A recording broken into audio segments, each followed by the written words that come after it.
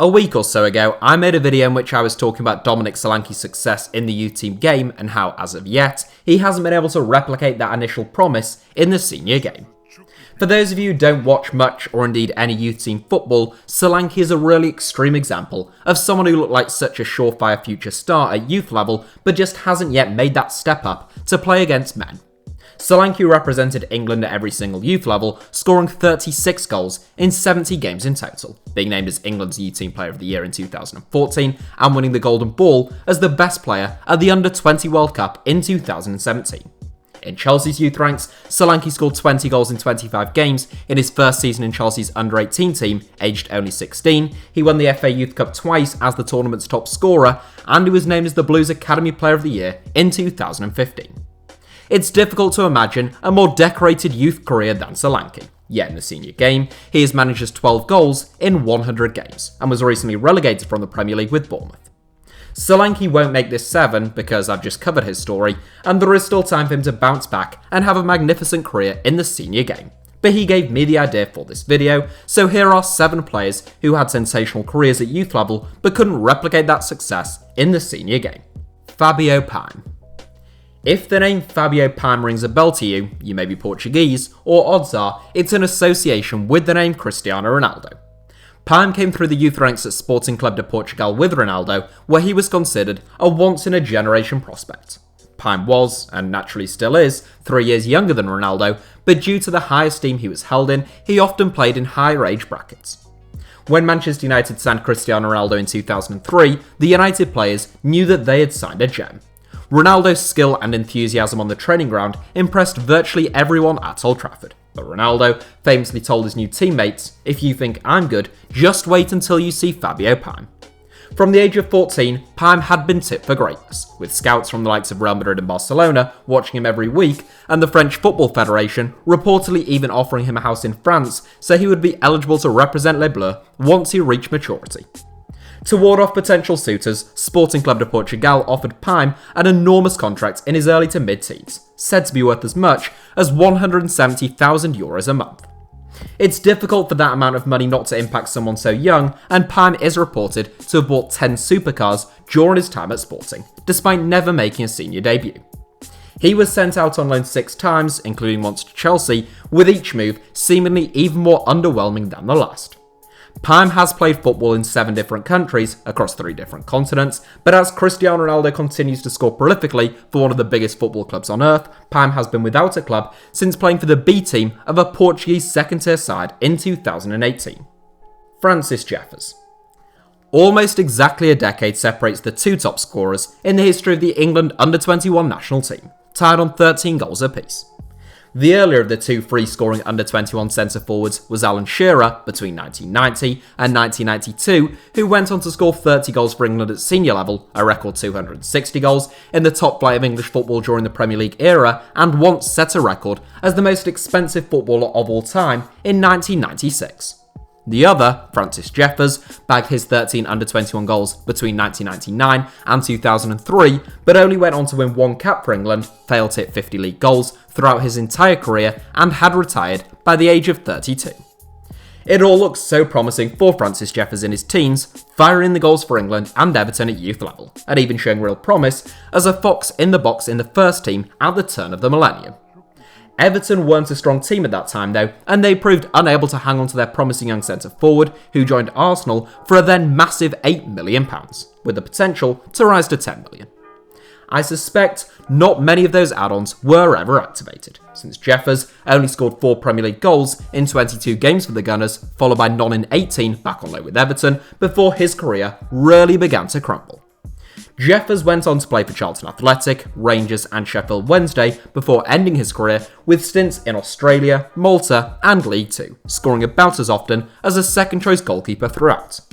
The 39-year-old, who retired in 2013, is now an academy coach back at Goodison Park. Javier Saviola. Javier Saviola certainly had a much finer senior career than the likes of Francis Jeffers and Fabio Pime, but it still fell a long way short of his miraculous performances within the youth team game. Saviola is the 3rd highest scorer in the history of Argentina's under-20s with 11 goals, despite the fact that he only played 7 games for the under-20s before receiving a senior call-up. All of his goals for Argentina's under-20s came at the 2001 Under-20 World Cup, in which Saviola won both the Golden Boot and the Golden Ball as the tournament's top scorer and best player.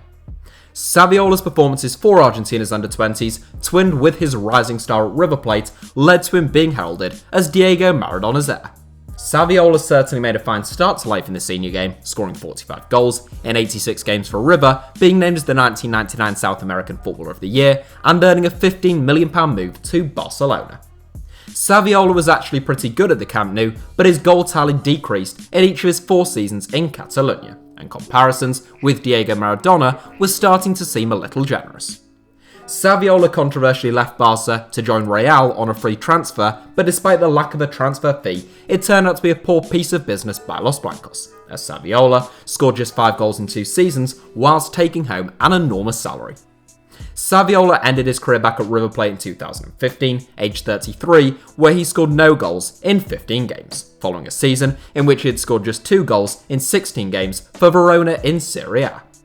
Saviola had by far the best career of anyone in this 7, but it was still an underwhelming one, following one of the most inspiring youth careers in the history of the sport. Freddy Adu. When I first started out in sports journalism and writing about football professionally, I created a rule that I would never mention Freddy Adu, since he had become such a cliche, particularly in the sort of listicle content which I often found myself writing, and upon which this YouTube channel was built. I'm sure some ardent HITC Sevens fan will correct me if I'm wrong, but I believe it is a rule I've adhered to here on YouTube as well, even when making videos about Football Manager Wonder Kids and the like. Well, today I am breaking that rule, because Freddy Adu's name has become less of a permanent feature in the lives of people who do the type of work that I do, and I feel as though he is no longer just a cliche. From being coined the next Pele, to selling everything from vacuum cleaners to Tabasco sauce on Twitter, Freddy Adu's career has been a real odyssey, but it's one which ought to be treated with a great deal of understanding. At the age of 14, Adu was drafted by DC United, becoming the youngest MLS player of all time and a star in the US overnight. Most people struggle with such enormous stardom to some extent, and as a 14-year-old who had been born in Ghana and moved to America at the age of 8, Adu was particularly vulnerable.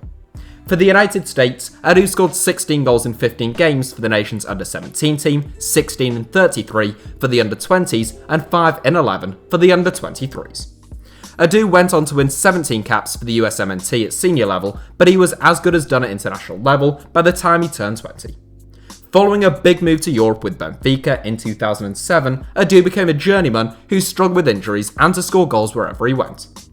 There were stints in Brazil, Serbia and Finland before a return to the US, but the 31-year-old has now been without a club for 2 years, having last played for Las Vegas Lights, who play in the USL Championship and have a banger of a club badge. Adeolton.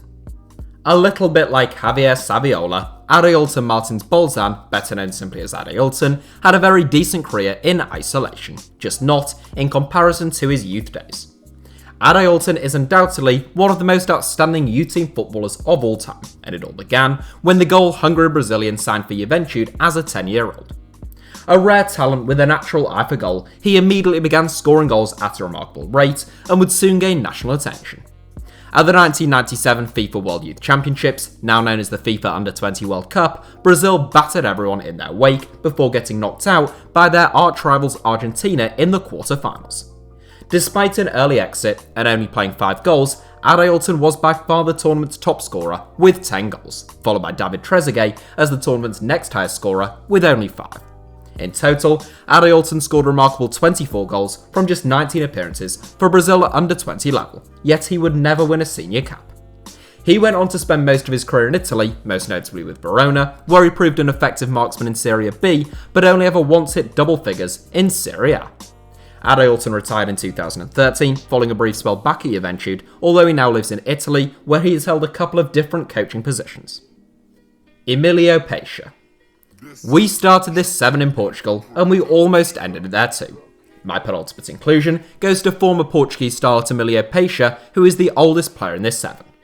Like Fabio Paim, Emiliapecia came through the youth ranks at Sporting Club de Portugal, and he was one of the stars of Portugal's golden generation, alongside Luis Figo. Figo and Pecia were both the same age, both born on Portugal's west coast, and both stars of the Sporting and Portugal youth teams. By the summer of 1991, both players were regulars for Sporting, and Portugal headed to the 1991 Under-20 World Cup with big expectations. The golden generation came good, winning their second consecutive world title, this time on home soil, and it was Pecia who won the Golden Ball as the tournament's best player. Pecia went on to win 12 senior caps for Portugal, the last of which came when he was just 20 years old, as his career just sort of petered out. Pecia and Figo both moved to Spain in 1995, but whilst Figo joined Barcelona as one of the best wingers in the world, Pecia's move to Sevilla was intended to breathe new life into his career. It didn't work out that way, and the former youth team sensation ended up back at Sporting before long. He went on to play for both of Portugal's other so-called Big Three, but without any success, making fewer than 40 appearances in 5 years with Porto, and only ever playing 2 league games for Benfica. He retired at the age of 30, but his career was practically over by 20, and the 47-year-old has been coaching Portugal's under-16 side for the last 12 years now. Carlon. In the very early days of YouTube, I can remember watching grainy footage of Carlon running past defenders whilst bouncing the ball on his head. It was my dad who showed me the clips as he'd been sent it from someone at work, and I'm sure some of you will have seen that footage as well. It was nicknamed the Seal Dribble, and even in the very primitive era of social media, Carlon became a global superstar. On the next edition of Football Manager, Carlon would end up making Ronaldinho look like a Sunday League player, and this wasn't just some nonsense hype based solely upon a viral video. Carlon was an outstanding young footballer who took the 2005 South American Youth Championships by storm. 8 goals in 7 games saw Carlon named as top scorer and best player as the likes of Manchester United, Barcelona and AC Milan desperately fought to be the club that brought him to Europe. Carlon instead continued his development with Cruzeiro, but after 2 seasons failing to really set the world alight in Brazil, his stock began to fall. Cruzeiro cashed in and Carlon joined Inter Milan in 2008, where he would never register a single appearance. Loan moves to Chievo, Ajax, Parana and Nacional heralded little as Carlon continued to struggle with injuries and severe pain. His stardom at youth level and outrageous flair had also led to some outrageous tackles, some of which had left Carlon with long-term injury problems. Since leaving Inter in 2012, Carlon has played in Japan, America and Malta, although his last club was Spartak Trnava in Slovakia 3 years ago, meaning Carlon has now likely retired, having played his last football before he even turned 30. That's it for today's video. Thank you all as ever for watching. Give us a like if you enjoyed the video, let me know your thoughts down below in the comments, and make sure that you are subscribed and have notifications turned on for HITC Sevens. And feel free to follow me on Twitter and Instagram, where the username is simply @HITC Sevens.